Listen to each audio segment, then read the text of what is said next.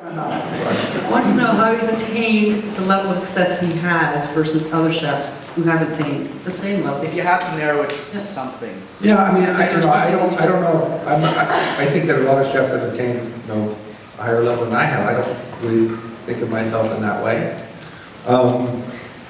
But I do know that a lot of my success is a result of those people that have been around me, throughout the years and have encouraged me and who have trained me and who have mentored me, who have helped, create the foundation that we began for French Laundry 18 years ago, and all those people that came after them, and people that per se. I mean, there's just so many people that have been involved in my life that have contributed to my success. I really have to really thank them for what I've achieved. Now, with that said, I know that, I continue to learn every day and I continue to challenge myself, so that's just something that, is innate in me.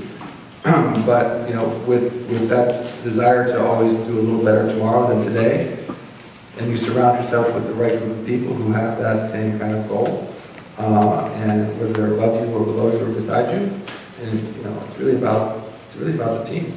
It's about that effort. Everybody thanks. So I'm thankful for, I'm blessed in my life. I've had so many people around me that have been so influential in what I've done.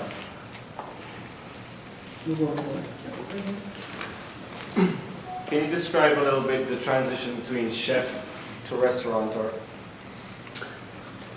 So when you open more than one, when you have more than one restaurant, you become a restaurateur, even though you don't like to think like that. You still think you're a chef, and certainly when you become, when you open a restaurant that is like so opening a restaurant like the French Laundry, for example, which is per se, there was just no way I could be a chef. I couldn't be the chef of both restaurants. You're only the chef of one restaurant. Everybody knows that, right? I mean, there's no way that a chef can be the chef of two restaurants. I mean, the idea is, to me, is just foolish. So when I opened per se, I needed to have a chef per se, I needed to have a chef of French Laundry, and that's what I was talking about earlier. My job was gone. And so I had to make the transition to becoming a restaurateur. When we opened Bouchon, Bouchon, I tried to make the point always with my partners and with the public and with the press that, Bouchon, I was never the chef of Bouchon. Bouchon is based on a culture and certainly history. And that's always been our goal at that restaurant, is to represent France and represent that style of restaurant with integrity to the history of the dishes. So it needed to have more of a steward, really, that was a really good leader. But I wasn't the chef of Bouchon, I was the chef of French Laundry. I always maintained I was the chef of French Laundry. Per se opened, and I wasn't the chef of either restaurant anymore. I became a restaurateur. The idea of executive chef, that doesn't really resonate with me. But my job today, my job then, is to make sure that I'm supporting those two chefs in a common goal, which is to create an environment in the workplace that was going to benefit all those in the workplace, and the byproduct of that benefit was going to be our guests and their experience. See, the experience that we have is almost more important than the experience that our guests have. Because if we're really in a great environment and having a great experience, then how can we go wrong for our guests? Did I answer your question? Yes, sir. Let's go to the back. Yeah, right up. I was just wondering, at what point did you decide that it was important to have this open forum post-service where you allowed your CDPs to kind of share ideas on dishes and come up with dishes with the chefs? Because a lot of highly paying restaurants and Michelin restaurants, the cooks don't have that much say in the actual menu development. So I was wondering, at what point did the idea come to you that you decided to do that and allow them to have voice in the menu and come up with ideas alongside? July 7th, 1994. It was a significant decision, not one that I ever thought would have the implications that it had. It's a true form of collaboration, and it allowed me to remove myself from the day-to-day. Eventually, it would allow me to remove myself from the day-to-day while be able to continue with this form of collaboration, true spirit of collaboration, where anybody can have an idea, and that idea that an individual has becomes the group's idea. And sometimes those ideas are much better than the individual idea. But at the same token, with that said, the person who came up with the original idea can take ownership of that. And ownership is so important. in the restaurant, because if you take ownership of it, then you're going to treat it that much more special, that much better. And so true collaboration was something we began very early with French Laundry, the day after we opened. And it's been there ever since, and it has resulted in so much evolution. It's really a rapid rate of evolution. Because there's so many people, once they understand, it doesn't happen right away, because a lot of chef de parties who come in the restaurant don't really understand that. It's like, what do you mean the chef wants me to come up with a dish tonight? I've never done that before. But when you think about it, we're actually training them to be chefs, at a very young place in their career, because they're taking ownership of that station, the meat station. They have to have a voice in what that station is going to be like. They have a commis that they're responsible for. Making sure that the commis is doing the work that needs to be done. So, they're learning how to be a leader, at a very formative point in their life, in their early 20s.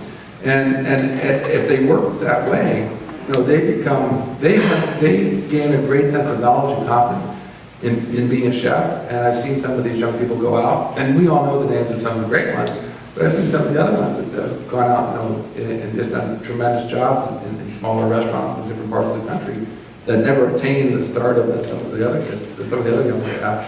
But it's really fun to watch that, and it's interesting once they embrace the idea of collaboration, they come up with some great ideas. So for me, I walk into my restaurant sometimes, I just smack myself on that and say, why did I think of that? But when you say that, you still see in what they're doing, the same philosophy, the same style. And we all embrace this idea of emotional cuisine as opposed to intellectual cuisine. And you still see that, and it's a wonderful thing. So, it's not necessarily that I thought of it, but you can see the connection to the repertoire from the historical repertoire to now, and just watch that evolve over time. This idea, one of the things that I was always, was concerned about when I opened per se, because it's something that is always said about chefs who open more restaurants. There's always somebody who says, well, they're stretching themselves too thin, right? And that in itself is an absurd idea when you think about it, right? You're stretching yourself too thin. What does that mean? Well, of course, if you're stretching yourself too thin, if you're going to be totally the day-to-day operator of all those different restaurants, it's impossible. So you're stretching yourself too thin. But you think about per se French restaurants, just take those two restaurants for example, or you can take the Bouchons for example, because it's the same. You do the same thing. There is, when we were at the French Laundry, we had 90 people that worked at the French Laundry. Okay, we're all, we were, all, there was a commonality in what we were doing. We were achieving some really wonderful things. Then we opened per se. All of a sudden now there's another 150 of us, right? So now there's a total of 240 individuals focused on the same thing.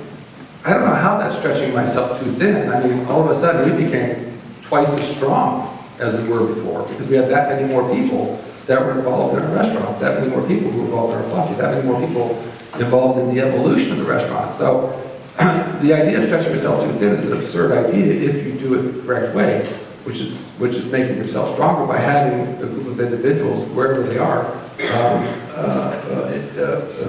commit to those common visions. And we see it today. I mean, Matthew Peters begins at per se as young chef de partie.